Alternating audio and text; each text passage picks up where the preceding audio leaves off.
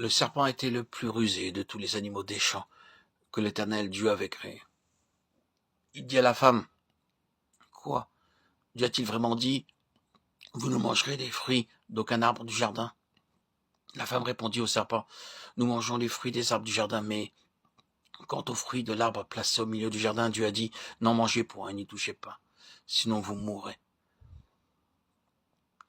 Le serpent répondit à la femme, « Vous ne mourrez certainement pas, mais Dieu sait que le jour où vous mangerez de ce fruit, vos yeux s'ouvriront, et vous serez comme Dieu, connaissant le bien et le mal. » Genèse 3, 1, 7.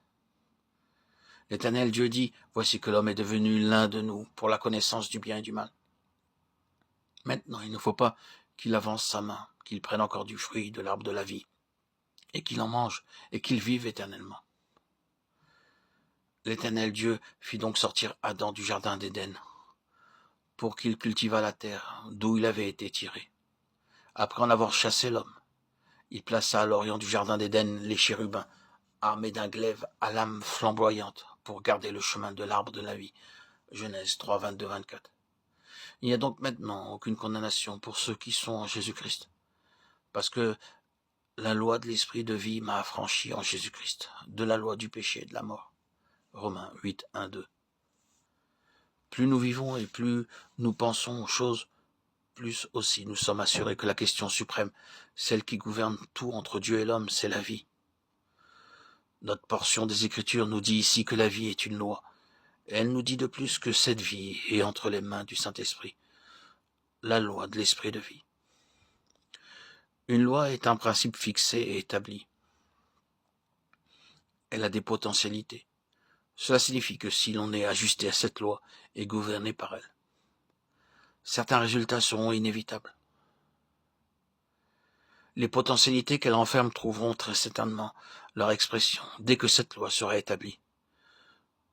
Ce que nous trouvons donc ici, c'est que la marque des choses qui sont de Dieu le Saint-Esprit, c'est la vie.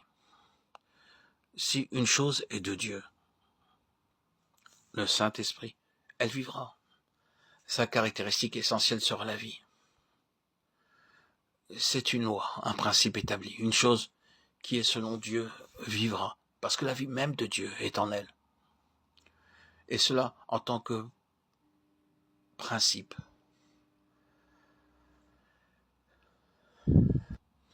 Est une règle de direction. C'est un principe pour la direction du peuple de Dieu.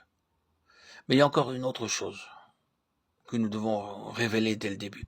C'est que dans cette question de la vie, qui est un principe établi, la vie est en Jésus-Christ, la loi de l'esprit de vie en Jésus-Christ. Les Écritures insistent avec une grande force sur ce fait. Tout ce qui est de Dieu est en Jésus-Christ. Et puisque la marque de tout ce qui est de Dieu, c'est la vie est donc en Jésus-Christ et en lui seul.